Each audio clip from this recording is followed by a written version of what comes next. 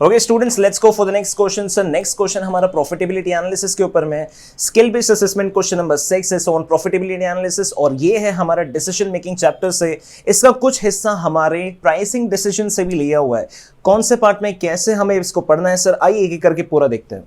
XEE is a company which manufactures two type of material for engineering applications। इसके दो type के material हैं production line में जो यूज होते हैं। सर पहला जो प्रोडक्शन लाइन है वो है लाइन नंबर 1। हमारे जो प्रोडक्शन चलता है, एक लाइन नंबर 1 में अलग प्रोडक्शन चलता है, लाइन नंबर 2 में अलग प्रोडक्शन चलता है अलग मटेरियल्स का। ओके सर, लाइन नंबर 2 का जो प्रोसेस है वो ईजियर है लाइन नंबर 1 से। ओके और उसकी जो लाइफ है ना वो 1.5 times life of line number 1 से ज्यादा होती है। सर क्या बोला है, मुझे सिंपल शब्दों में बताओ। ये देखिए, this is the line number 1, यहाँ पे अलग प्रोडक्शन चलता है, लाइन नंबर 2 में अलग प्रोडक्शन चलता है। तो लाइन नंबर 2 में जो प्रोडक्शन चलता है वो थोड़ा इजियर होता है as compared to the earlier one, यानी कि लाइन नंबर 1 से। और यहाँ पे जो प्रोडक्ट्स बनते हैं उनकी हर एक प्रोडक्ट की लाइफ होती है। ये जो पेन है इसकी एक लाइफ है, आपकी मोबाइल की एक लाइफ है, वैसे ही हर एक प्रोडक्ट की एक लाइफ होती है। तो यहाँ पे जो प्रोडक्ट बनते हैं इसकी लाइफ अगर 1 ईयर की है, अगर एस्टिमेट के लिए वो रेशियो बता रहे हैं, अगर लाइन नंबर 1 की लाइफ 1 ईयर की है तो इसकी लाइफ कितनी होंगी, 1.5 ईयर्स की होंगी। तो इसकी लाइफ उससे 0.5 टाइम्स ज्यादा है।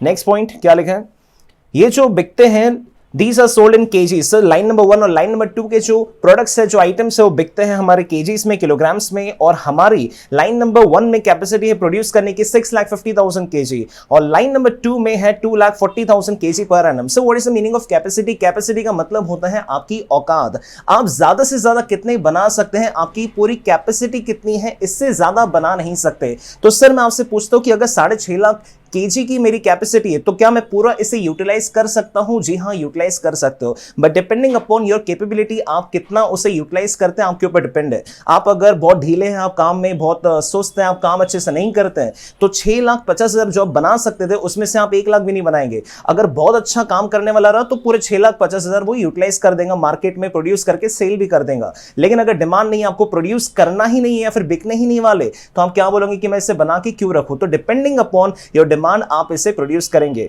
आइए आगे देखते हैं। कंपनी का जो मैनेजमेंट है उसने एक डायरेक्टिव दिया है अपने सीईओ को, अपने सीएफओ को, अपने सेल्स हेड को। जो मैनेजमेंट है वो सीईओ, सीएफओ और जो अपना सेल्स हेड जो माल बेचते हैं इन्हें बताने, यानी कि टॉप ऑफिसर्स को बताया जा रहा है कि इन नो सर्कमस्टांस कुछ भी हो जाए, हमारा जो कंट्रीब्यूशन मार्जिन टू सेल्स है वो 40% के नीचे नहीं आना चाहिए। सर कंट्रीब्यूशन टू सेल्स क्या होता है? यहां पे देखिए सर, ये है मेरा सेल्स जो कि है 100 रुपए का, हमारा है वेरिएबल कॉस्ट आता है इसके बाद में, राइट। तो अगर वेरिएबल कॉस्ट हमारा 40 का है तो वेरिएबल कॉस्ट लेस करके आता है हमारा कंट्रीब्यूशन। तो कोई भी प्रोडक्ट बेचे, कुल मिला के जो आपका साल का होने वाला है वो कैसा होना चाहिए? आपका होना चाहिए कम से कम एटलीस्ट 40% कंट्रीब्यूशन हमारा होना चाहिए। यानी कि 100 का माल है, आप ज्यादा से ज्यादा 60 रुपए उस पर खर्चा करो कंट्रीब्यूशन के बाद में, आपका कितना आना चाहिए यहाँ पे कंट्रीब्यूशन? आपका 40% किसी भी तरीके से आना चाहिए। 40% से नीचे गया तो मैं आपको छोड़ूंगा नहीं। यानी कि कंपनी का मैनेजमेंट, आप किसको बोल रहे हो? आप बोल रहे हो सीईओ, सीएफओ और सेल्स हेड को, जो कि इसके बेसिस पे डिसीजन लेने वाले हैं। ओके आगे देखते क्या लिखे। Line number 1 is running at 92% capacity. 3 shift चल रही है। इस लाइन नंबर 1 में जो हमने यहाँ पे लाइन देखी ना, कौन सी लाइन से? ये वाली जो लाइन है बहुत अच्छी चल रही है। कितना यूटिलाइज कर रही है? 92%। और लाइन नंबर 2 33% अपना कैपेसिटी का यूटिलाइज कर रही है। यानी कि हो सकते है उसकी डिमांड ना हो सकते है कि काम अच्छे से ना चल रहा हो, डिमांड मेसिस नहीं होगी, इसलिए हमने कम प्रोड्यूस किया है, कम कैपेसिटी उसकी यूटिलाइज की है। Capacity cost and profitability data अपना फाइनेंशियल ईयर 18-19 का इस प्रकार से है। सर 18-19 वो साल है जो अभी खत्म हुआ है, हम अगले साल के लिए कुछ सोचने वाले होंगे। तो 18-19 जो खत्म हुआ है उसके हम फिगर्स उठा के, कुछ डिसीजन में हमें काम है इसलिए हम ये फिगर्स उठा रहे हैं। क्या फिगर्स है देखिए। कैपेसिटी कितनी आपकी? 6,50,000 kg की है। सर आपने प्रोडक्शन या फिर आप कहें कि आपने माल बेचा कितना है? This is only 6 lakh kg। तो सर अगर मैं यहाँ पे परसेंटेज देखूं तो कितना परसेंट होता है मेरा? देखिए सर यहाँ पे लिया इसने 92% और 33%। देखते हैं 92% आता है कि नहीं, कैसे करेंगे सर? देखो दिस इज 6 लाख रुपीज जो मैंने प्रोड्यूस किए हैं और कुल मिला के जो मुझे प्रोड्यूस करने चाहिए थे या फिर जितनी मेरी कैपेसिटी है, दिस इज 92% कैपेसिटी। देखिए कैलकुलेशन में भी आ गया है और ये कितना होगा हमारा? 33%। ओके आगे देखते हैं। सेल्स है, वेरिएबल कॉस्ट है, आपका कंट्रीब्यूशन है, कंट्रीब्यूशन परसेंटेज है। आपको उसके बाद में सब कुछ टोटल में दिया हुआ है। सर ये है हमारा पर केजी, 1 यूनिट या फिर 1 किलोग्राम जो हमारा मार्केट में बिकता है। तो हम 1 किलोग्राम का भी रेट निकाल के रखें या फिर आप इससे कहिए कि पर यूनिट के हिसाब से हमने रेट निकाल के रखा है, और हमने टोटल में साल भर में जो हमने माल बेचा है उसका भी हमने आपको डेटा दिया हुआ 18-19 का। क्या दिया हुआ है सर? ये है line number 1, this is line number 2, right. हमने इतना हमारा सेल के, हमारा वेरिएबल कॉस्ट है, हमारा कंट्रीब्यूशन है। सर मेरा लाइन नंबर 1 हो और प्लस लाइन नंबर 2, कुल मिला के ये दो ही लाइन है मेरे, तो उन दोनों का मैंने टोटल करके क्या निकाल दिया है, ये अपना कंट्रीब्यूशन आ गया है, इन दोनों का टोटल करके आ गया है। सर कंट्रीब्यूशन में से मैं क्या लेस करता हूं? मैं अपने फिक्स्ड ओवरहेड्स को, यानी कि बाकी ओवरहेड्स को मैं लेस करता हूं, तो मेरे क्या होते हैं, मेरा आता है प्रॉफिट। सर मेरे दो फिक्स्ड ओवरहेड्स है इस केस में। लाइन नंबर सबसे पहला वाला है मेरा फिक्स्ड ओवरहेड्स, जिसमें हमारे सैलरी, इलेक्ट्रिसिटी कॉस्ट, बाकी सारे फिक्स एक्सपेंसेस होंगे। और सेकंड है हमारा डेप्रिसिएशन। सर जैसे जैसे आप एसेट को यूज करते हो उसके लिए हमें डेप्रिसिएशन का कॉस्ट लगता है अपने फाइनेंशियल स्टेटमेंट्स में, तो ये वो है हमारा प्रॉफिट। और प्रॉफिट का परसेंटेज आप अगर देखेंगे, प्रॉफिट का परसेंटेज सेल्स से लिया है। हमारा सेल्स कितना है सर जी? ये देखिए, ये है हमारा sales, this is our sales, right. तो इसका परसेंटेज कितना है? 15%। तो ऑर्गेनाइजेशन चाहती है कि 40% अपना कंट्रीब्यूशन मेंटेन हो, 15% हमारा प्रॉफिट होना चाहिए हर बार। ओके सर, देखते हैं सिनेरियो 1। सिनेरियो यानी कि अब ये हो गई पिक्चर। अब सर हमारे जो दिक्कत है या फिर हमें जो सीन्स कहां पे हम अटक रहे, वो हमें क्वेश्चन में दिया हुआ है। सबसे पहली बात आपको बताई हुई है क्या, ये देखिए क्या लिया हुआ है। मीटिंग सीईओ की जो हो रही है, सेल्स हेड की और सीएफओ की, इन तीनों लोग जो मीटिंग में बात कर रहे हैं, सेल्स हेड ने इंफॉर्म किया है कि हमारे पास में पोटेंशियल है कि हम 80,000 किलोग्राम लाइन 2 प्रोडक्ट का बेच सकते हैं एक लार्ज कस्टमर को। सर मुझे बिल्कुल समझ में नहीं आया, एक नया कस्टमर हमारे पास में आता है हमारी ऑर्गेनाइजेशन में और बोलता है कि सर मुझे लाइन 2 वाले जो प्रोडक्ट है उसके 80,000 किलोग्राम चाहिए। सर क्या हमने ये एस्टिमेट किया था कि कस्टमर आने वाले? नहीं, ये एक नया कस्टमर है, अचानक से आ गया है। ये कस्टमर कितने केजी मांग रहा है? ये 80,000 किलोग्राम मांग रहा है लाइन नंबर 2 के। आपसे मैं एक सवाल पूछता हूं, सर एग्जिस्टिंग कस्टमर है कि नया कस्टमर है? हमारे ये हमने सोचा था कि बिल्कुल नया है, तो नया कस्टमर है, राइट। और हमारी कैपेसिटी कितनी है? ये देखिए यहां पे हमारी 2,40,000 की कैपेसिटी है, यानी कि कुल मिला के मैं 2,40,000 केजी बना सकता हूं। अभी तक जो मैं बना रहा था वो है 80,000 केजी। अब एक नया कस्टमर भी आ चुका है, वो मुझसे 80,000 मांग रहा है, तो क्या मैं इसे प्रोड्यूस करने के लिए सक्षम हूं? हाँ सर आप सक्षम हो, आपके पास में कैपेसिटी इतनी पड़ी हुई है कि आप बना सकते हो। जो कि बोल रहा है कि मुझे डिलीवरी दे देना। 1920 का जो है ये वाला कस्टमर है और कितने रुपए में मांग रहा है? 250 रुपए प्रति किलोग्राम रुपीस में ये हमसे रेट मांगता है। मैं उससे एक क्वेश्चन पूछता हूं कि सर जो हमारा लाइन 2 के जो प्रोडक्ट्स है, यूजुअली जो एग्जिस्टिंग कस्टमर्स है उसे हम कितने में बेचते हैं? यहां पे देखिए, यहां पे जो हमारा सेलिंग प्राइस है वो है 315 रुपीस। एक सिंपल सा क्वेश्चन आपके लिए, एग्जिस्टिंग कस्टमर जो है मेरे, उन्हें मैं 315 रुपए में बेचता हूं। एक नया कस्टमर मुंह उठा के आ जाता है, बोलता है कि मुझे 80,000 किलोग्राम के पूरे दे दो, मैं अकेला इंसान ही आपके पूरे इतने खरीद लूंगा। नया वाला कस्टमर ऐसा बोल रहा है, मतलब एग्जिस्टिंग भी है, नया भी आया है 80,000 केजी के लिए, और वो बोलता है कि मुझे 315 में नहीं चाहिए, मुझे 250 रुपए प्रति केजी के हिसाब से आपके 80,000 केजी चाहिए। तो आप क्या देंगे कि नहीं देंगे वो बात की बात है, फिलहाल के लिए पिक्चर समझ लीजिए, ठीक है। आगे आते हैं, आगे आते हैं सर, ये आगे आते हैं। यहां पे क्या बोलते हैं, जो सेल्स हेड है, जो हमारा सेल्स हेड है, also informs that the new customer is aware of the price of the product from the line number 1। Sir एक बात समझिए, जो नया कस्टमर है ना, वो उसने हमारे लिए ना थोड़ी सी इंफॉर्मेशन कलेक्ट करके आया है। वो बता रहे कि सर सुनो, नया कस्टमर हूं मैं, आपको बता रहा हूं, आपके जो लाइन नंबर 1 बन रहा है ना, मेरे को उसकी जानकारी है। और कौन सी जानकारी नए कस्टमर को? The fact that the line 1 की कैपेसिटी फुल है। उससे ये भी पता है कि आपका जो लाइन नंबर 1 है ना, उसकी 92% जो कैपेसिटी है, उससे ये बात भी पता है। और उससे ये बात भी पता है कि आपका जो लाइन 2 का जो प्रोडक्ट बनेगा उसकी कैपेसिटी 1.5 टाइम्स ज्यादा है आपके लाइन 1 के प्रोडक्ट से। तो ये तीनों जानकारी जो एक ऑर्गेनाइजेशन के अंदर की थी, उस कस्टमर को भी इसके बारे में सब पता है। आगे देखते हैं। The sales head also informs that, बहुत इंपॉर्टेंट पॉइंट है, ध्यान से सुनना। सेल्स हेड आपको बता रहे हैं कि that he may have to reduce price by ₹10 per kg for the existing customers, that is from 315 rupees per kg to 310 rupees per kg। एक सिंपल सी बात आपसे मैं पूछता हूं सर, मुझे सोच के बताइएगा, अगर एक नया कस्टमर मेरे से 80,000 kg लेके जाता है और अगर वो मुझसे 250 रुपीस में मांगता है, कल जाके मान लीजिए मैं कितने में भी बेचूं, उससे मैं कम से कम 270, 80, 290 में समझ लीजिए बेचता हूं, तो क्या जो मेरे एग्जिस्टिंग कस्टमर्स है जिनका इसके ऊपर ध्यान जाएगा, क्या वो नहीं बोलेंगे मुझे कि आप मुझे 315 रुपए में देते हो? एक नया कस्टमर आता है, उससे आप कितने में देते हो? 260 रुपए में। हमसे कौन सी दुश्मनी है, हमें इतने में ज्यादा में क्यों देते हो, राइट? तो उनको खुश रखने के लिए या फिर ऑर्गेनाइजेशन ने जो भी डिसीजन लिया है उसके बेसिस पे जो 315 रुपए हम एग्जिस्टिंग कस्टमर्स को देते थे, अब उन्हें हमें 310 रुपए में देना होगा, यानी कि 5 रुपए कम सेल्स हमें मिलेंगी हर एक केजी पे अपने एग्जिस्टिंग कस्टमर्स से। और एग्जिस्टिंग कस्टमर्स कितने किलोग्राम माल खरीदते हैं, यहां पे देखिए इंफॉर्मेशन दी हुई है, आपके जो एग्जिस्टिंग कस्टमर्स हैं आपसे 80,000 किलोग्राम खरीदते हैं, राइट। आगे देखते हैं।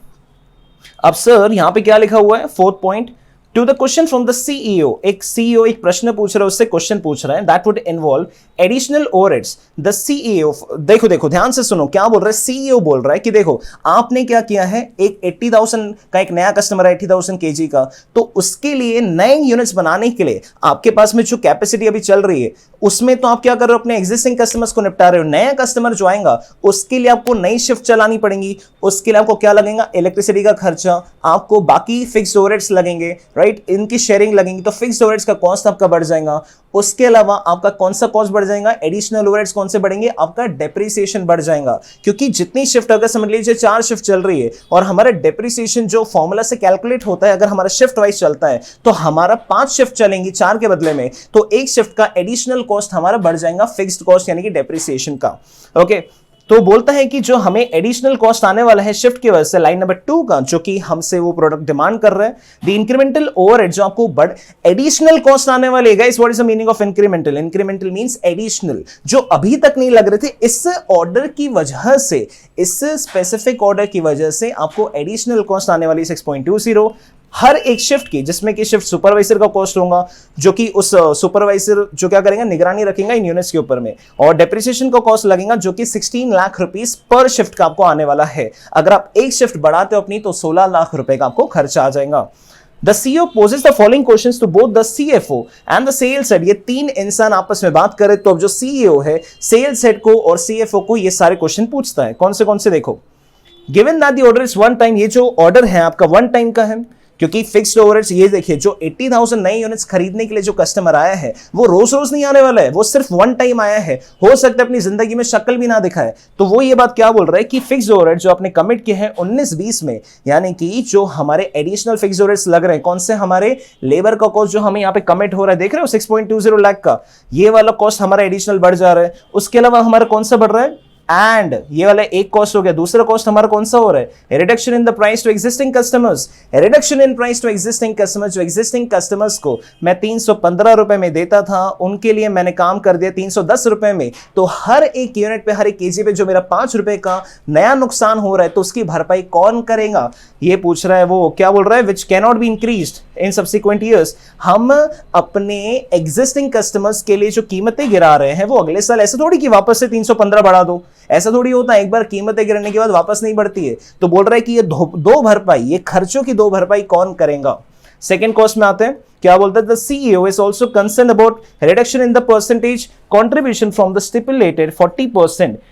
अब सीईओ क्या बोलता है कि इसे इश्यू करने के लिए इस कॉस्ट को, अब देखिए बहुत ध्यान से सुनिए, क्या बोल रहा है कि सर ध्यान से देखो, आपका जो है सेलिंग प्राइस 315 से 310 में आ जाएगा, आपके खर्चे बढ़ने वाले हैं, आपका वेरिएबल कॉस्ट भले वही रहेगा लेकिन सेलिंग प्राइस कम होगा तो आपका कंट्रीब्यूशन आपका 40% से कम हो जाएगा। तो क्या बोल रहा है वो, to address this issue the CEO asks, CEO पूछता है सवाल सेल्स हेड से और सीएफओ से, to come up with the acceptable pricing for product two of line two for the new customer. अब नए कस्टमर से हमें ये पैसे भी रिकवर करने हैं, राइट। तो बोल रहा है कि सीईओ बोल रहा है सेल्स हेड से और सीएफओ से कि ये ऐसा कोई कीमत लेके आओ कि हमारे जो ये सब नुकसान हो रहे हैं, हमें जो ये वन टाइम के कॉस्ट का नुकसान हो रहा है, इससे भरपाई करने के लिए एक ऐसा कीमत लेके आओ जो एक्सेप्टेबल हो, जो कि बिल्कुल सही हो, जिसमें ये सारी एडजस्टमेंट्स इन्वॉल्व हो। ओके, उसके बाद देखते क्या लिखे हैं, the CEO mentions that the new customer should be convinced। Sir बहुत इंपॉर्टेंट पॉइंट है, बहुत इंपॉर्टेंट। आपके सीए फाइनल न्यू सिलेबस के कॉस्टिंग में यानी कि एसएमपी में ऐसे क्वेश्चंस बहुत ही लिमिटेड है, बहुत ध्यान से सुनिए। इसके पहले आपने रिकमेंड, एडवाइस, हमें कोई ना कोई चीज बताइए, इवैल्यूएट कीजिए, एनालाइज कीजिए, ऐसे पूछते हैं। लेकिन यहाँ पे क्या लिखा है, कन्विंस कीजिए। यहाँ पे ये आपको क्या बोल रहे हैं कि आप एक मार्केटिंग एजेंट बने, यहाँ पे आप सेलर बने, आप यहाँ पे आपको क्या करना है, सेल्स टीम में बैठना है और आपको उससे क्या करना है, कन्विंस करना है। मैं आपसे माल खरीदने के लिए, तो मान लीजिए पेन आप मुझे बेच रहे हैं, तो आप मुझे इस पेन के लिए कन्विंस कीजिए। तो कैसे कन्विंस करोगे? ऐसा नहीं आपको लेनी पड़ेगी, इस पेन में जादू है, ऐसा नहीं। आपको मुझे एक प्रॉपर प्राइसिंग बता के या फिर आपको ये सब बताना पड़ेगा कि आप इसे क्यों लेंगे या फिर आपको क्यों फायदा होगा ये पेन हमसे खरीदने में। तो इसे कहते हैं कन्विक्शन। आपको कन्विंस करना है मुझे, जैसे आप कन्विंस करेंगे तो मैं आपसे वो पेन खरीद लूंगा। वैसे ही जो नया कस्टमर हमसे 80,000 यूनिट्स खरीदने के लिए आ रहा है, अगर वो हमसे कन्विंस हो गया तो वो सारे ऑर्डर्स हमें अच्छी कीमत पे दे जाएगा। तो ऐसी कौन सी कीमत में आप उसे कन्विंस करेंगे वो आपको बताना है बाद में। ओके, वो बता रहे, उसने बताया है कि जो लाइन नंबर 1 1920 की है, जो हमारा लाइन नंबर 1 में जो ऑलरेडी सेल्स हो रहा है 6 लाख केजी का, वो 6 लाख केजी ही रहेगा and at the same price, यानी कि सेलिंग प्राइस भी सेम रहेंगी और कॉस्ट भी वेरिएबल और फिक्स सेम रहेगा। कुछ चेंजेस उसमें नहीं होंगे अगले साल में, क्योंकि हमारे पास फिगर दिए हैं 18-19 के, हम 19-20 की बात करें तो बोल रहे कि टेंशन मत लो, सब कुछ सेम रहने वाला है। ओके, अब बहुत ध्यान से सुनना, हम अपने रिक्वायर्ड पे आ रहे हैं और सीधा क्वेश्चन की तरफ मूव करेंगे सर, और कॉन्सेप्चुअल क्लैरिटी के साथ में हम अपने सॉल्यूशन को क्विकली डिस्कस करेंगे। You are the deputy to the CFO and you are requested to come up with the recommendations. आपको ज्ञान देना है, आपको बताना है कि ऐसा ऐसा कीजिए या फिर इनमें से आप कौन सी चीज फॉलो करेंगे। रिकमेंड, आपको सॉल्यूशन उसके बारे में बताना है, 2 से 3 चीजें उनके बारे में बतानी है। Ideal price to be quoted for the new customer with reasons, sir reasons, वजह के साथ में, ऐसा नहीं कि कुछ भी निकाल के चेप दिया, आपको उसको समझाना भी है, सही वजह देनी है, आपको बताना है। Propose with the sales set to the new customer to convince him, sir वगैरह, वापस से आपका कन्विंस वर्ड आ गया सर। कन्विंस मतलब उसे बिल्कुल एग्री करवाइए। ऐसा नहीं होना चाहिए कि कस्टमर आपको छोड़ के चले जाए, आपने बोला 500 रुपए के नीचे नहीं दूंगा, भाग जाएगा वो। आपको ऐसा कोई कीमत बताओ, भले 500 बोलो 300 बोलो, एक प्रॉपर प्राइस निकालो और वो प्राइस पे कस्टमर कन्विंस हो, इससे ही हमें कोई स्ट्रैटेजी बताइए, फिर हमें कन्विंस करके बताइए। आइए सर इसे कन्विंस करके बताते हैं, ये हमें क्या कच्चा खिलाड़ी समझ रहे हैं क्या? दिखाते हैं उसको। देखिए यहाँ पे सर, पहले मैं सॉल्यूशन नंबर क्वेश्चन नंबर 1 पे आता हूं। उसने क्या बोला है हमें कि एक क्या निकाल के दिखाओ, प्राइस निकाल के दिखाओ। ये देखिए मेरी प्राइस मैं आपको निकाल के बताता हूं। आइडियल प्राइस हमें कैलकुलेट करना है। क्या कैलकुलेट करना है हमें सर? आइडियल प्राइस, यानी कि 1 किलोग्राम नए कस्टमर को हम कितने में बेचेंगे, उसके लिए हमने क्या किया है, एक एनालिसिस किया है। बहुत ध्यान से देखिए सर, क्या एनालिसिस किया हमने, मैं आपके यूज करता हूं रेड पेन। यहां पे देखिए बहुत ध्यान से, मैंने line number 1, line number 2, line number 3 जो हमारा एग्जिस्टिंग है और नया कैसे दिखने वाला है हम उसको पहले कंसिडर कर लेंगे, सारे खर्चे। और हमारा जो डेडलाइन है वो क्या है कि हमें अपना प्रॉफिट कितना रखना है। सर वहां पे लिखा हुआ था क्या कि हमें प्रॉफिट अपना 15% रखना है, 15% प्रॉफिट रखना है। तो पहले मुझे अपना एग्जिस्टिंग प्रॉफिट क्या आएगा, इस कस्टमर का ऑर्डर जब मैं एक्सेप्ट कर लूं तो मैं वो निकाल लूंगा। तो कैसे निकालेंगे, ध्यान से देखिए, यहां पे मैं निकाल रहा हूं प्रॉफिट, ठीक है ना। फिलहाल मेरा इंटेंशन है प्रॉफिट निकालने का। तो ध्यान से देखिए, मेरे लाइन नंबर 1 में मैं आइटम बेचता हूं 180 का, उसमें लेस वेरिएबल कॉस्ट मुझे होता है 108 का और मेरा कंट्रीब्यूशन होता है वहां पे 72 रुपीस पर केजी का। ये मैं पर केजी के हिसाब से बता रहा हूं। अब यहां पे देखिए बहुत ही इंपॉर्टेंट पॉइंट है, आप आते हैं एग्जिस्टिंग कस्टमर्स पे। मेरे एग्जिस्टिंग कस्टमर्स जो 80,000 थे वही अगले साल में 80 रहने वाले हैं, लेकिन एग्जिस्टिंग कस्टमर्स में एक चीज का चेंज हो गया है। कौन सा सर?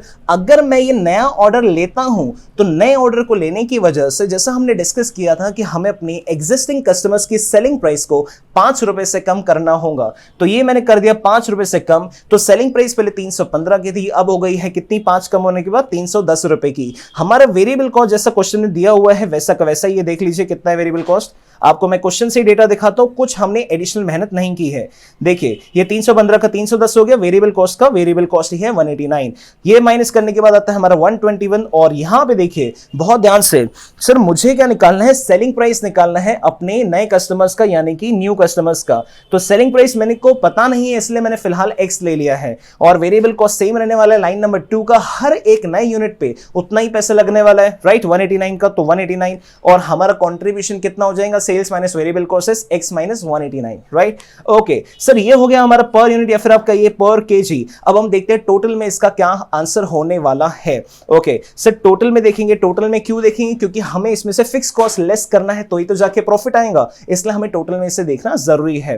देखिए सर, सबसे पहले मैं सेल्स देखता हूं। हमें आपको बताना है अभी कि आपने लाइन नंबर 1 में कितने यूनिट्स का सेल किया है। आपने 6 लाख यूनिट्स का सेल किया है और अपना सेलिंग प्राइस कितना है, 180 रुपीस का। तो आपका आता है 10 करोड़ 80 लाख रुपीस। उसके अलावा जो आपका वेरिएबल कॉस्ट है वो है 108 का और आपके 6 लाख यूनिट्स को मल्टीप्लाई करके आपका होता है 6 करोड़ 48 लाख रुपीस। 10 करोड़ 80 माइनस 6 करोड़ 48 आपका होता है 4 करोड़ 32 लाख रुपीस का लाइन नंबर 1 से कंट्रीब्यूशन। वैसे ही हमारा लाइन नंबर 2 से कंट्रीब्यूशन आप देख सकते हैं कितना है, 96 लाख 80,000 का है। आते हैं लाइन नंबर 3 में, जो कि सबसे इंपॉर्टेंट है सर। मैं टोटल में ले रहा हूं और टोटल में लेने के बाद ये देखिए ये है मेरे सर 80,000 यूनिट्स। आपने क्वेश्चन को अगर बहुत ध्यान से पढ़ा होगा, समझा होगा, तो उसमें लिखा है कि जो नया कस्टमर मुझसे खरीदेगा, मेरे को बल्क ऑर्डर देने वाला है वो कितने 80,000 यूनिट्स का। तो 80,000 यूनिट्स का बल्क ऑर्डर कितने रुपए में मैं बेचूंगा वो मुझे पता नहीं, तो फिलहाल मैंने एक्स लिख दिया है वहां पे। ओके, और सर मेरा वेरिएबल कॉस्ट देख सकते हो 80,000 यूनिट्स ये भी थे और ये भी 80,000 यूनिट्स थे, तो मेरा वेरिएबल कॉस्ट दोनों में सेम होने वाला है, यानी कि 80,000 इनटू व्हाट 189 रुपीस का, जो कि मेरा ये है। तो मेरा आ जाएगा कितना 1 करोड़ 51 लाख 20,000।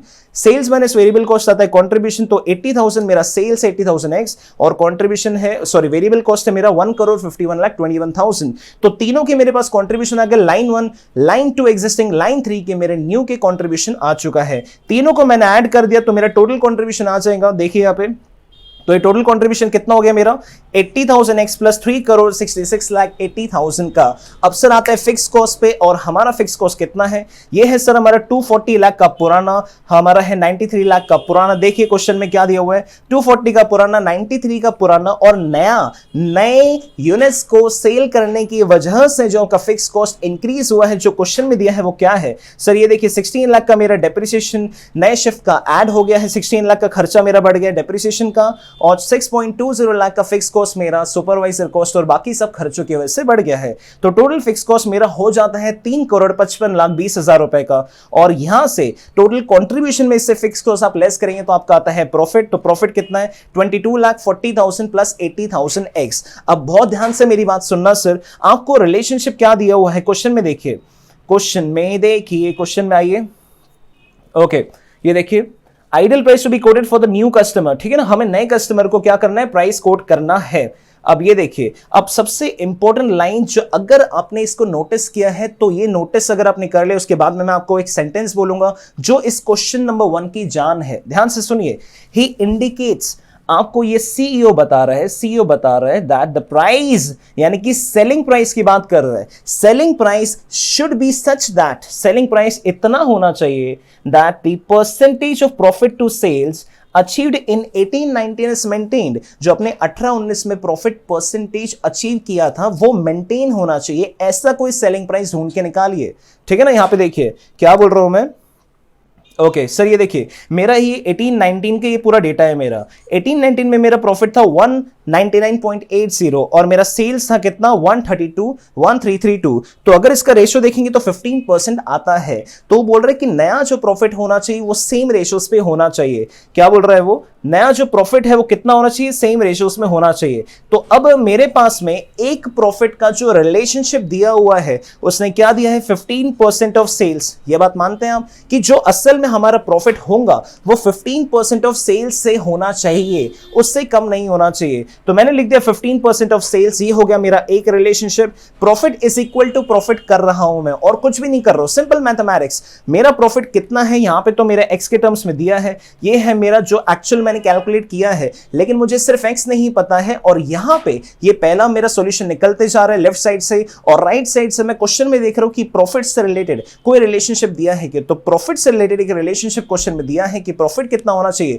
जो आपने 18-19 में अचीव किया है। तो 18-19 में हमने 15% अचीव किया है, तो मैंने वही चीज यहां पे लिख दी 15% ऑफ सेल्स, राइट। ओके, आगे बढ़ते हैं सर। ये देखिए ये सेम का सेम है और यहां पे 15% ऑफ सेल्स कैसे निकला है, सेल्स मैंने बस यहां पे नोट कर दिया 15% एज इट इज। सेल्स से मेरा 10 crore 80 lakh plus 2 crore 48 lakh rupees plus 80,000 x, जो कि हमारा है न्यू वाला, राइट। और ये है हमारे ओल्ड वाले। देखना है आपको, दिखा देता हूं क्वेश्चन में। ये देखिए क्वेश्चन में कहां पे दिया हुआ sir 10 crore 80 lakh rupees plus 252। अब ये सर कम क्यों हो गया, क्योंकि हमने अभी क्या कर दिया 5 रुपये सेलिंग प्राइस कम किया है। 5 रुपए सेलिंग प्राइस कम होने की वजह से ये है 10 करोड़ 80 लाख प्लस 2 करोड़ 48 लाख रुपीस यहां से लिया हुआ है हमने। आगे बढ़ेंगे सर, और ये 80,000 एक्स हम 80,000 यूनिट्स बेचेंगे और कितने रुपए में बेचेंगे वो पता नहीं है, तो उसे हमने एक्स माना है इस क्वेश्चन में। तो ये आगे हमने सेम चीज से कंटिन्यू कर ली है और इसका टोटल मिला के आ गया है कितना, हमने 68,000 x is equal to 1 crore 76 lakh 80,000। आप सब्स्टिट्यूट करेंगे, एक्स को वन साइड ले लिया और फिगर्स को वन साइड ले लिया, तो आपका आ जाएगा ₹260 आपका आ जाएगा एक्स, यानी कि आपका आइडियल सेलिंग प्राइस, जितना आपको सेलिंग प्राइस रखना चाहिए। अब मैं आता हूं आपके क्वेश्चन में, ध्यान से देखिए क्वेश्चन में क्या दिया हुआ था आपके लिए, एक बहुत ही इंपॉर्टेंट पॉइंट दिया हुआ था। आइडियल प्राइस आपको कोट करना है अपने कस्टमर को रीजंस के साथ में, यानी कि आपको वजह बतानी है। सर यहां पे तो आपने क्या बता दिया, सेलिंग प्राइस बता दी है, तो आपने वजह तो बताई नहीं है। आइए वजह देखेंगे ताकि हम उसे कन्विंस कर सके वो, ताकि हमारा प्रोडक्ट खरीद सके। तो सर मैं आपको एक सिंपल वजह बताता हूं, बहुत ध्यान से सुनिए। हमने क्या बोला है सर कि मैं आपको 260 रुपए में एक प्रोडक्ट दूंगा, किसका, एक प्रोडक्ट दूंगा लाइन 2 का, क्योंकि मुझे कम से कम इतने रुपए आपसे रिकवर करने तो ही सके मेरा 15% बैठेगा। ठीक है ना, ये मैं आपको बाद में प्रूव करके दिखाता हूं मैं। तो अगर सामने वाले कस्टमर ने मुझसे डिमांड कितना किया, अगर आपने क्वेश्चन बहुत ध्यान से पढ़ा है, तो वो मुझसे कहता है कि मुझे 250 रुपीस में दो, और यहां पे वो पूछ रहे क्वेश्चन मार्क दोगे कि नहीं, कि मैं निकलूं यहां से 250 रुपीस में दो तो मैं आपके पूरे 80,000 यूनिट्स खरीद लूंगा, नहीं तो मैं आपके नहीं खरीदूंगा। तो हम उसको बोलते हैं सुन सुन मेरी बात सुन, अब मैं तेको कन्विंस करके दिखाता हूं। अब मैं आपको कन्विक्शन दिखाता हूं, कन्विंस करके दिखाता हूं। आपने मुझसे क्वेश्चन में एक इंफॉर्मेशन थी जो कि नए कस्टमर को मेरे बारे में पता थी। कौन सी इंफॉर्मेशन सर, कि लाइन नंबर 2 की जो लाइफ है वो हमारी कितनी है, 1.5 टाइम्स है, इस equal to what, line number 1 के जो प्रोडक्ट है उसकी लाइफ कितनी थी, उसकी लाइफ थी 1, राइट। अगर लाइन नंबर 1 का प्रोडक्ट सिर्फ 1 साल के लिए चलता है, तो लाइन नंबर 2 में जो भी प्रोडक्ट बनेगा वो 1.5 साल के लिए कम से कम चलेगा, 1.5 साल के लिए। तो अगर मैं उसको बोल रहा हूं इंग्लिश में या फिर सादी हिंदी में उसको समझा रहा हूं कि बेटा ध्यान से समझ कि लाइन नंबर 1 का क्वेश्चन देखिए, लाइन नंबर 1 का जो सेलिंग प्राइस है वो कितना है, मार्केट में हम कितने रुपए में बेचते हैं, ये देखिए लाइन नंबर 1 का सेलिंग प्राइस हम मार्केट में बेचते हैं 180 रुपए का। लाइन नंबर 1 का मार्केट में हम सेलिंग प्राइस 180 रुपए का है, और तेको चाहिए लाइन नंबर 2 का प्रोडक्ट, तो तेको कम से कम मार्केट में या फिर कहीं पे भी देख ले तो तेको कितना होना चाहिए, इसका 1.5 टाइम्स होना चाहिए, क्योंकि हम आपसे 1.5 टाइम्स अच्छे हैं, तो कितना होना चाहिए, देखिए this is 180 into 1.5 is equal to what, 270 rupees. आपको कम से कम 270 रुपए की कीमत होनी चाहिए आपके किसके, प्रोडक्ट नंबर, आपके प्रोडक्ट नंबर 2 की, राइट। ओके, तो हमने कितनी आपको कोट की, हम बोल रहे हैं भाई 260 दे, तो 270 मेरे को तेरे से लेनी चाहिए, बट मैं आपको वही चीज 260 में दे रहा हूं, तो आप मेरे से क्यों ना खरीदे। अब आप मांग रहे 260 50 में, भाई थोड़ी शर्म कर लो। 270 की चीज मैं देखो 260 में दे रहा हूं, तो एहसान मानो और प्लीज इस प्रोडक्ट को ले लीजिए। ये मैं आपको कन्विंस करके दिखा रहा हूं फिगर्स के बेसिस पे, और बहुत ही सिंपल हिंदी में आपको मैं ये बता रहा हूं। यहां पे देखिए क्या लिखा है सर, सॉल्यूशन पे आते हैं, सॉल्यूशन पे आते हैं, क्या लिखा है ये देखिए, आइडियल प्राइस आपकी 260 रुपए, हमने फिगर्स देख लिए हैं वर्किंग नोट से कैलकुलेट करके। कस्टमर ने पूछा है कि मैं आपको 250 क्यों ना दूं, 260 क्यों दूं, स्टिल बेनिफिशियल है, क्योंकि कस्टमर को, क्योंकि हमारा जो प्रोडक्ट है 1.5 टाइम्स ज्यादा है लाइन नंबर 1 के प्रोडक्ट से, तो जो 270 का माल होना चाहिए हम तेको 260 में दे रहे हैं। वही बात यहां पे लिखिए, तो आपको हम ये एक्सप्लेन करेंगे और आपसे वो चीज खरीदवा लेंगे। समझ में आ गई बातें, ओके। आते हैं सेकंड क्वेश्चन पे, देखिए मेरे साथ में क्या लिखा है, reasons to be mention to the management.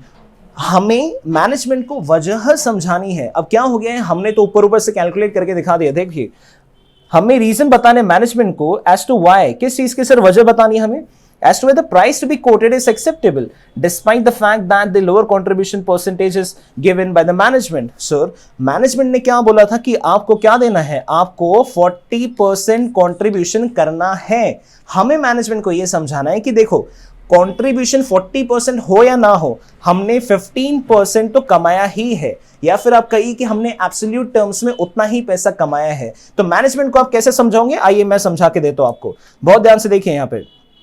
Sir पहली बात ये देख लीजिए कि 15% हमारा बैठा है कि नहीं। अगर मैं x को यहां पे सब्स्टिट्यूट कर देता हूं अपने ऊपर वाले फॉर्मूला में, तो प्रॉफिट हो जाता है मेरा इतना, और सेल्स हो जाता है तब मेरा, तो मेरा प्रॉफिट आ जाता है 15% का। अब मैं आपको बता रहा हूं कि 15% ही प्रॉफिट कैसे आया है, जबकि हमारा कंट्रीब्यूशन हिल चुका है। कितना हो गया कंट्रीब्यूशन हमारा, 40% से कम हो गया है। सर कैसे हो गया कंट्रीब्यूशन कम, मैं आपको दिखाता हूं। ये देखिए यहां पे बहुत ध्यान से, जो स्टूडेंट बहुत अटेंटिव रहेगा उससे बात से समझ में आएंगी, बाकियों को नहीं आएंगी। यहां पे देखिए सर, यहां पे क्या हो गया है, हमारा ये जो कंट्रीब्यूशन है, अब ये सेलिंग प्राइस हमने कितना निकाला, 260 निकाला, तो ये है हमारा कंट्रीब्यूशन नंबर 1, ये है 121 रुपए का, ये तो 40% का 40% ही है, और ये देखिए ये है 260 माइनस 189, 260 माइनस 189 कितना हो गया ये,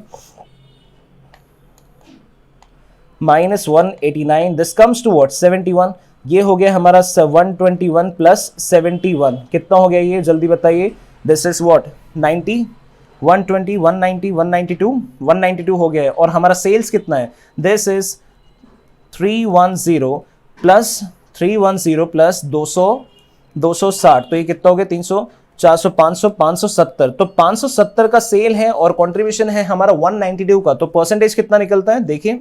this is 192 divide by 570, this comes to what 33 या फिर 34% मान लीजिए। तो कंट्रीब्यूशन आपका 40% से कम हो गया है। तो मैनेजमेंट आपको बोल रहा है कि आपने कैसे ही काम कर लिया है, आपको हमें रीजन बताने पड़ेंगे कि आपने 15% प्रॉफिट ही कैसे कमा लिया है। तो देखिए जो मैनेजमेंट को समझ नहीं है, या फिर हम बताते हैं ना यार आपको कैसे किया हमने। देखिए पहले क्या होता था, 100 रुपए का मैंने माल बेचा, 60 का मेरा वेरिएबल कॉस्ट कंट्रीब्यूशन मेरा होता था 40 का, और मैं फिक्स कॉस्ट होता था 25 का, तो मेरा प्रॉफिट आ जाता था 15 का। अब देखिए प्रॉफिट 15 का 15 है, लेकिन ये हमारा 36 हो गया है, यानी कि हमारा ये कितना हो गया होगा, ये हमारा वेरिएबल कॉस्ट यहां पे बढ़ गया, या फिर सेलिंग प्राइस हमारा कम हो गया है। सेलिंग प्राइस हमारा कितना हो गया यहाँ पे 95 हो गया या फिर 94 हो गया है, यानी कि 6 रुपए से कम हुआ है। और ये कितना हमारा 60 का 60 है, तो हमारा ऑटोमेटिकली कंट्रीब्यूशन बढ़ चुका है और हमारा फिक्स कॉस्ट यहाँ पे कम किया, हमने मैनेज किया है फिक्स कॉस्ट को, तो हमारा प्रॉफिट कितना हो गया है, बढ़ गया है। अब यहाँ पे मैं आपको ये चीज और अच्छे तरीके से समझाता हूँ। यहाँ पे देखिए बहुत ध्यान से,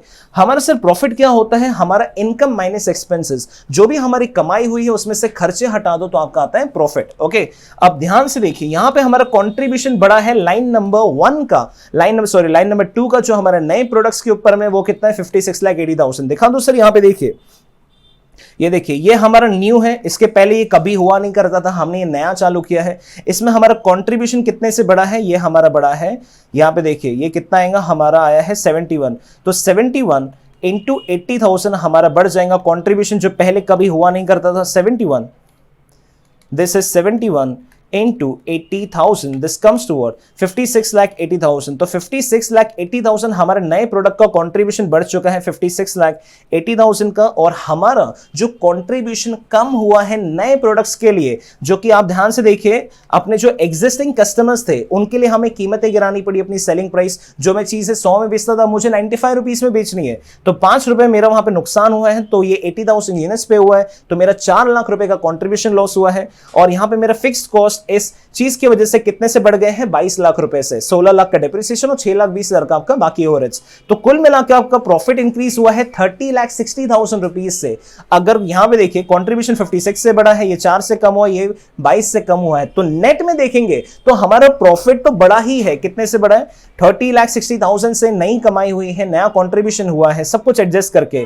और हमारा सेल्स कितने से बढ़ा है, सेल्स बढ़ा है सर, यहां पे देखिए ये हमारा 260 रुपीज का सेलिंग प्राइस जो हमने कंप्यूट किया, और हमारे 80,000 यूनिट्स के लिए तो आपका आ जाएगा 2,08,00,000 रुपए। तो कुल मिला के देखेंगे तो प्रॉफिट हमारा 15% का 15% ही है। सर ये क्यों आया है, जादू हो गया क्या, नहीं सर ये मैथमेटिकल कैलकुलेशन है जो हमने मैथमेटिक्स से यहां पे सॉल्व किया है। Profit is equals to profit, 15% लाने के लिए हमने रिवर्स कैलकुलेशन करके हमने एक्स यानी कि जो हमारा सेलिंग प्राइस है वो 260 इसलिए ऐसा सेट किया है जहां पे हमारा सॉल्यूशन 15% ही आए, और ये हमने आपको प्रूव करके भी दिखा दिया यहाँ पे, राइट। तो ये हम रीजन समझाएंगे किसको, मैनेजमेंट को। आइए समझाते हैं मैनेजमेंट को, आइए यहाँ पे सर मैनेजमेंट को समझाते हैं।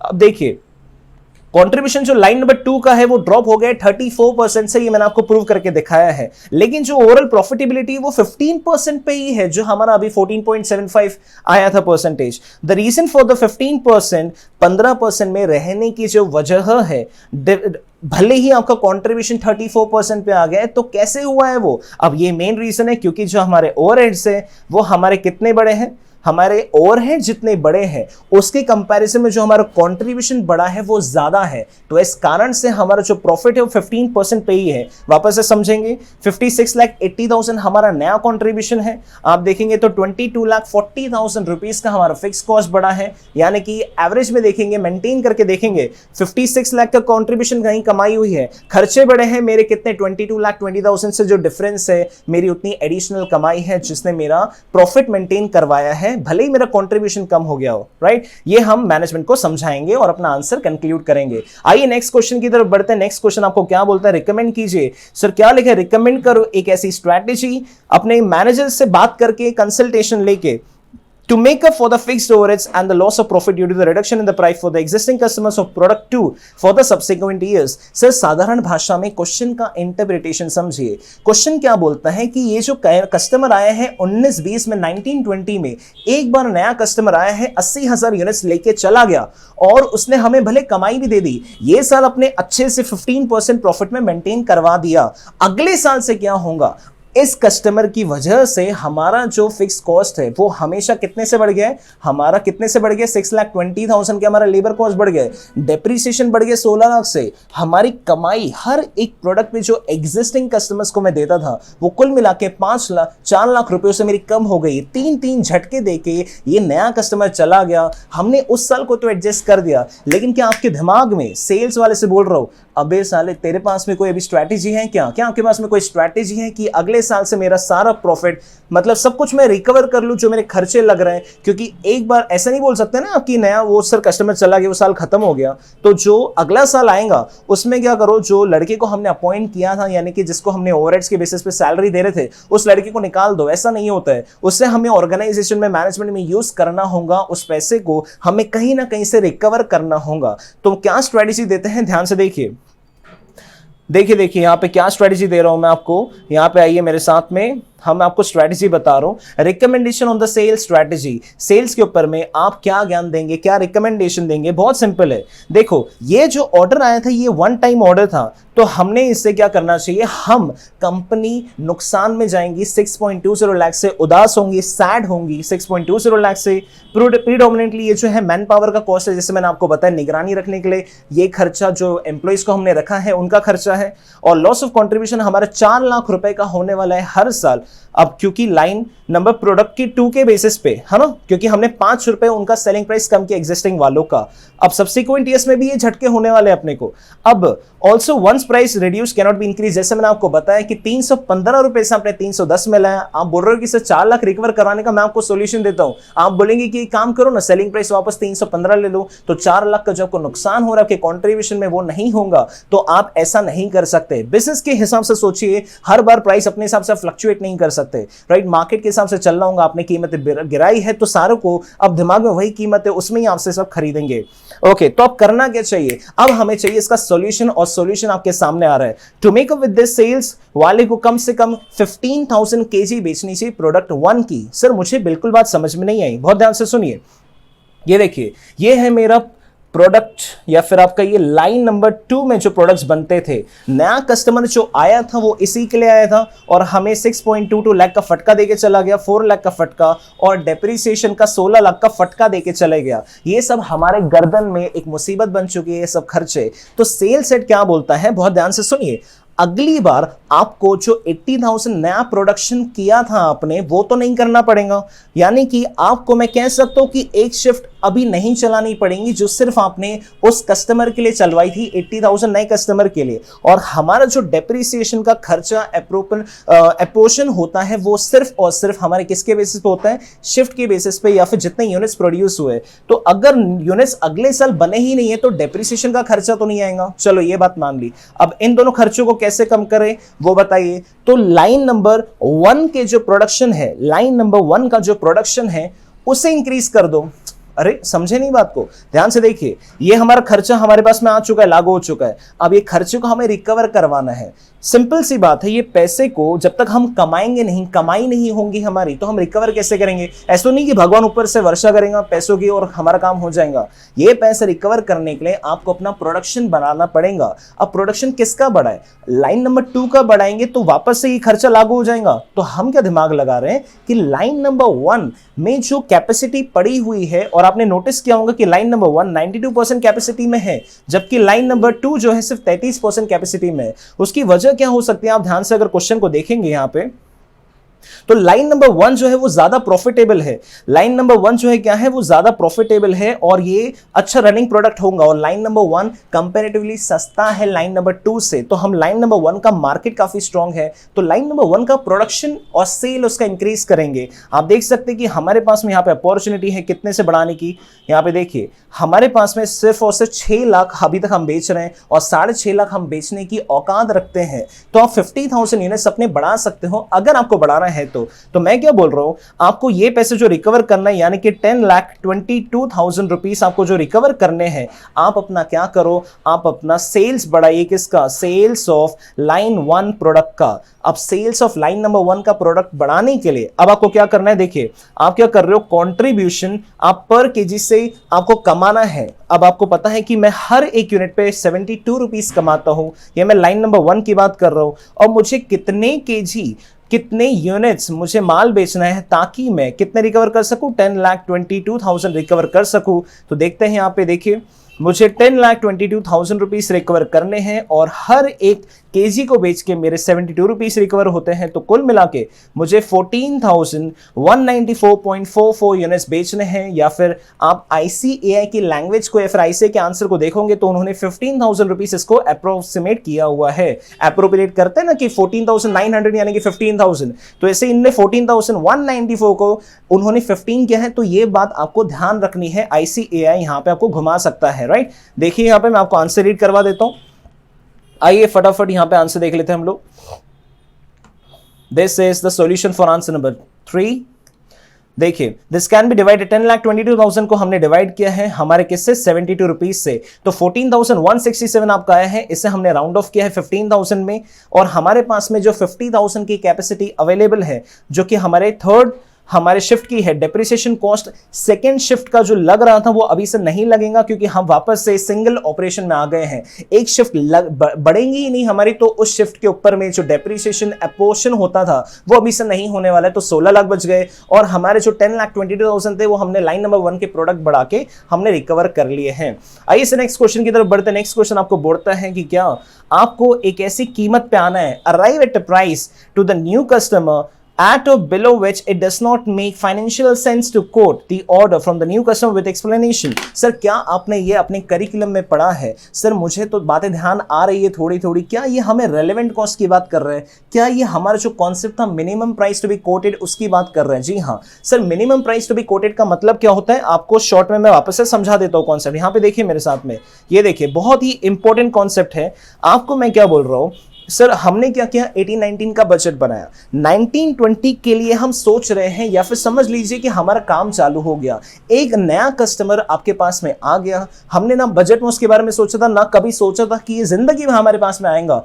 वो कुदरत का करिश्मा कहिए, भगवान की वो कहिए कि हमारे पास में वो कस्टमर को भेज दिया उसने। अब नया कस्टमर हमारे पास में आ रहा है जिसके लिए हमने कभी जिंदगी में प्लानिंग नहीं की थी, तो उससे हम कितने रुपए में अपना माल बेचेंगे, वो कहते हैं हमारा क्या कि हमें कितने रुपए का सेलिंग प्राइस सेट करना है, राइट। हर एक नए कस्टमर को आप सेलिंग प्राइस सेट करते हो, लेकिन हमारा क्या बोलना है, पहले एक ऐसी कीमत निकालिए कि जितने में अगर इतने रुपए में अगर आपने बेचा तो आपको नो प्रॉफिट नो लॉस। क्या बोल रहा हूं मैं, अगर इतने रुपए में आप इसे बेच दे हो तो आपको ना प्रॉफिट होगा ना नुकसान होगा। कम से कम समझ लीजिए, मैं ऐसा नहीं बोल रहा हूं इतने में बेचो, लेकिन अगर इतने में बेचा तो आपको कोई नुकसान नहीं होने वाला। अब ये मेरे क्यों काम आएगा, जब मैं डिसीजन लूंगा, जब मैं सोचूंगा अपनी लाइफ में कितने रुपए में मुझे बेचना है, मैं देखूंगा कि यार अगर मैंने 150 में बेचा ना तो मुझे नो प्रॉफिट नो लॉस है, तो एक काम करते हैं, इसको मेरे को 50 कमाना है ना, तो मैं 200 में बेचता हूं इसको, बराबर है। तो 150 आपका क्यों काम आया, क्योंकि आपने डिसीजन के लिए उससे अपने यूज किया है। तो आइए इसको यूज करेंगे और हमारे क्वेश्चन में इसको अप्लाई करेंगे।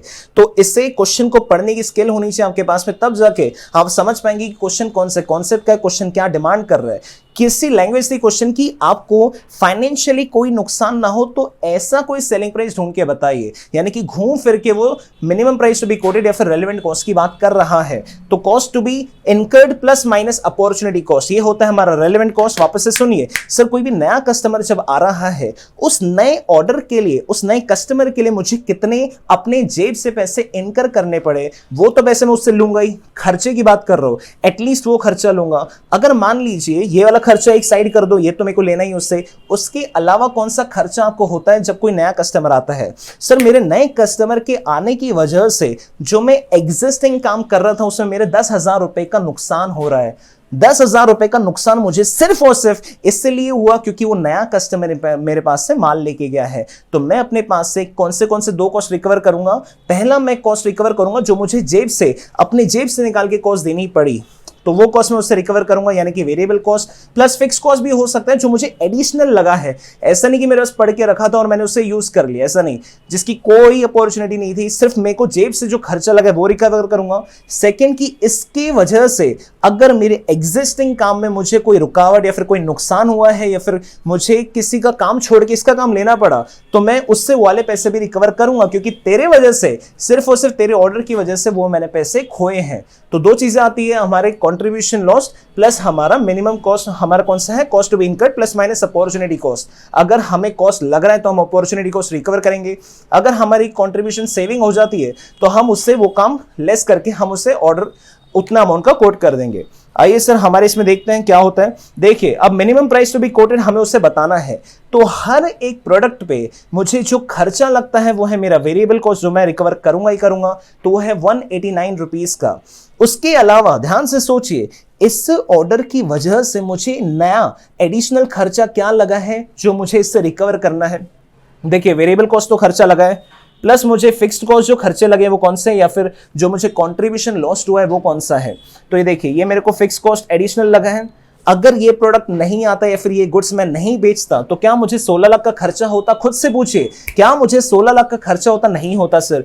तो ये खर्चा उससे रिकवर करना है। क्या मुझे 6,20,000 का एडिशनल सुपरवाइजर को लगाना होता, इस काम के लिए नहीं लगाना होता, तो ये पैसे भी उससे रिकवर करना है। क्या मुझे अपने एग्जिस्टिंग कस्टमर की कीमतें कम करके अपना कंट्रीब्यूशन खोना पड़ता? नहीं खोना पड़ता सर। इसलिए खोया क्योंकि ये नया कस्टमर मेरे पास में आया, ये नया ऑर्डर मेरे पास में आया, तो ये तीन चीजें मैं उससे रिकवर करूंगा। और ये कितने के लिए है? ये है सर 80,000 किलोग्राम्स के लिए। मैं आंसर निकाल रहा हूं 1 किलोग्राम के लिए, तो इसलिए अगर मैं आंसर 80,000 किलोग्राम्स के लिए निकालता तो मैं इसको एज इट इज रहने देता और इसको मैं 80,000 से मल्टीप्लाई कर लेता, राइट। तो आपको दोनों में से कुछ भी कर सकते हो। तो आपका final price to be chance आपका होगा 221.75। आइए ऐसे के सॉल्यूशन से इससे कंपाइल कर लेते हैं, चेक कर लेते हैं।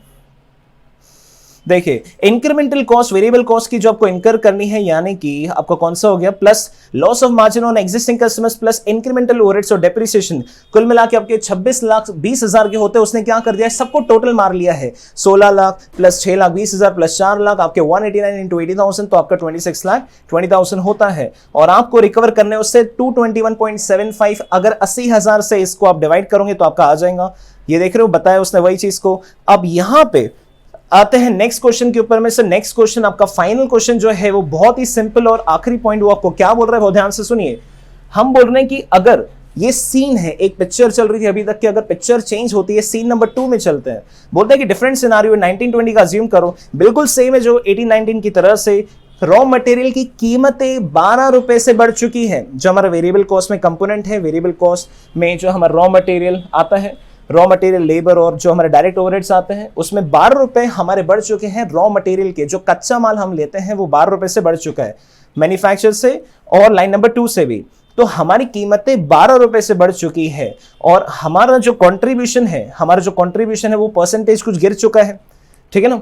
For both the products, calculations indicate that the contribution margin can be retained at 40%। अगर अपनी कीमतें 20 रुपए से बढ़ाए तो सर मुझे बिल्कुल समझ में नहीं आया वो क्या बोल रहे हैं। ध्यान से देखिए, यहाँ पे आपको समझाता हूं मैं। अब देखिए यहाँ पे वो क्या बोल रहा है, यह आपका सेल्स है, हम इसमें से क्या लेस करते हैं, वेरिएबल कॉस्ट, तो आता है हमारा क्या, कंट्रीब्यूशन, राइट। हमारा आता है कंट्रीब्यूशन। तो आपका अगर सेल्स, वेरिएबल कॉस्ट, तो कंट्रीब्यूशन, हमारा परसेंटेज जो पहले दिया हुआ था, क्वेश्चन ने क्या दिया था कि आपको 40% से कम में नहीं बेचना है, कुछ भी हो जाए। ओके, तो देखिए यहाँ पे ये है हमारा सेल्स, ये हमारा वेरिएबल कॉस्ट और ये हमारा कंट्रीब्यूशन, राइट। ये हमारा सेलिंग प्राइस का अभी तक चल रहा था जो सिस्टम वो है। अगर आपका जो वेरिएबल कॉस्ट है वो 12 रुपए से बढ़ जाता है, यानी कि कितना हो जाता है, ये हो जाता है आपका 72 रुपीज। इससे मैं साइड में लिख लेता हूँ 40 को। अगर ये आपका हो जाता है 72 रुपीज, यानी कि आपका सेलिंग प्राइस कितना होना चाहिए और आपका कंट्रीब्यूशन कितना होना चाहिए। तो यहां से हम कैसे कर लेंगे, इसको रेशियो निकाल लेंगे। This is what, this should be 60 and this should be 100। ये हमारा रेशियो था अभी तक जो हम फॉलो कर रहे थे। अब ये नया प्राइस आ चुका है, तो हमारा सेलिंग प्राइस और हमारा कंट्रीब्यूशन कितना होगा। देखिए यहाँ पे सेलिंग प्राइस कितना हो जाएगा, यहाँ पे देखिए, अगर सर 72 मेरा अगर 60 है तो मेरे को सेलिंग प्राइस कितना सेट करना चाहिए, मुझे 120 रुपए सेलिंग प्राइस सेट करना चाहिए। तो एग्जिस्टिंग सेलिंग प्राइस जो मेरा था वो कितना है, 100 रुपए का है। जो मेरा नया सेलिंग प्राइस होने वाला है वो कितना होना चाहिए, अगर मैंने 12 रुपीस अपना सेल्स बढ़ा, मतलब मटेरियल का कॉस्ट बढ़ गया तो वो है हमारा कितने से, ये हमारा बढ़ गया है सर 20 रुपीस से, और ये हमारा कितना हो जाएगा, ये हमारा कितना हो जाएगा, ये हमारा कितना हो जाएगा, ये हमारा 8 रुपए से बढ़ जाएगा, ये हमारा 8 रुपए से बढ़ जाएंगे, हो जाएगा हमारा 48 रुपीस। तो कुल मिला के आपका तब 8 रुपए से बढ़ेगा और आपका कंट्रीब्यूशन सेम 40% बैठेगा। अब नया कस्टमर, अब ये हो गई पिक्चर हमारी, ठीक है ना, आपको ये बात समझ में आ गई। तो क्वेश्चन आपको बता रहा है कैलकुलेशन के हिसाब से 40% को अगर आप कंसिडर करोगे तो आपको ऐसा ऐसा करना पड़ेगा। 12 रुपए से मटेरियल बढ़ेगा तो आपको सेलिंग प्राइस आपका 20 रुपए से बढ़ाना पड़ेगा, तब जाके 40% का जो कंट्रीब्यूशन का जो अपने मार्जिन सोच के रखा है वो आप मेंटेन कर पाएंगे। अब देखिए, You are requested to indicate which price, आपको ये सोच के बताना है, आपसे सवाल पूछ रहा है, आपको ये सोच के बताना है which price increase 12 रुपए पर केजी या फिर 20 रुपए पर KG has to be obtained from customer and why। आप अपने कस्टमर से 12 रुपए प्रति किलोग्राम रेट या फिर सेलिंग प्राइस आपका इंक्रीज करोगे या फिर 20 रुपए सेलिंग प्राइस इंक्रीज करोगे। अगर समझ लीजिए आप बोलते हो कि सर 12 रुपए या फिर 20 रुपए, कुछ भी अपने मर्जी से आंसर दीजिए, वो तुक्का मार के सही में निकला, तो उसके बाजू में एक पंक्ति एक वर्ड लिखा हुआ वाई, आपको वजह रीजंस बताना है। तो रीजन जैसे मैंने आपको बताया, अब आपके ऊपर है, सोच के बताइए। सर मेरे हिसाब से ना देखो, कंट्रीब्यूशन मैच करना है तो 20 रुपए बढ़ाना पड़ेगा, तो मेरे हिसाब से सर आंसर 20 रुपए आना चाहिए। अगर आपने ये सोचा है तो आपका आंसर बिल्कुल गलत है, आपका आंसर होना चाहिए 12 रुपए। एक सिंपल टेंडेंसी किसी भी इंसान की समझिए, एक आम इंसान को क्या फर्क पड़ रहा है आपको कंट्रीब्यूशन से, उसको सिर्फ एक ही बात समझ में आती है, ये चीज मेरा जो खरीदी था ना वो 12 रुपए से बढ़ गया है, तो मेरा जो सेलिंग प्राइस है ना वो भी 12 से बढ़ेगा। बात समझ रहे हो कि नहीं। आप किसी भी शॉपकीपर के पास जाते हो, वो क्या बोलता है, ये खरीदी इसकी महंगी हो गई है, तो कितने रुपए से महंगी हुई, 12 रुपए से महंगी हुई ना, तो मेरे को तेरे कंट्रीब्यूशन से फर्क नहीं पड़ता, तेरा 12 रुपए से खरीदी बढ़ी है ना, तो तू 40% के हिसाब से यानी कि 20 रुपए बढ़ा रहा है, ऐसा नहीं चलेगा। तेरे को बढ़ाना है तो तू 12 रुपए ही बढ़ा, नहीं तो मत बढ़ा, नहीं खरीदना है तेरे से, चल निकल, ऐसी बात हो जाएंगी। तो आइए उससे समझाते हैं सर आंसर के फॉर्म से, और ये टेंडेंसी को फॉलो करके ICAI ने भी अपना सॉल्यूशन दिया है। देखिए यहाँ पे, विथ रॉ मटेरियल, कच्चे माल की कीमतों में 12 रुपए से बढ़ोतरी हो रही है, no customer will pay more than 12 rupees per KG as XEE limited has to justify. आपको जस्टिफाई करना पड़ेगा, वजह समझानी पड़ेगी। There is a fall of contribution percentage आपका गिर जाएगा अगर आप 8 रुपए रिकवर करेंगे तो, सॉरी 12 रुपए, ठीक है ना, 40% से कम होगा। There is no loss to the company as price increase in the variable cost amounting to 12 rupees is fully recovered. आपके एक्चुअल में देखें तो आपको कुछ नुकसान नहीं हो रहा है, 12 रुपीज कीमतें बढ़ी और आपने 12 रुपीज ही रिकवर किए तो अच्छी बात है, आपको एडिशनली कुछ नुकसान नहीं हुआ। सिर्फ अपनी कंट्रीब्यूशन मैच करने के चक्कर में आप ऐसी कीमतें नहीं बढ़ा सकते। तो this is the end of the solution guys. आपको इसमें जो भी तकलीफें होंगी आप मुझे व्हाट्सएप कीजिए पर्सनल नंबर पे। ये देखिए, ये मेरा WhatsApp number, this is 7507106467, right. आप मुझे टेलीग्राम भी कर सकते हैं इस नंबर पे, पर्सनल नंबर पे, ओके। आपके सारे डाउट्स एंटरटेन में जरूर करूंगा। चलिए नेक्स्ट क्वेश्चन की तरफ चलते हैं।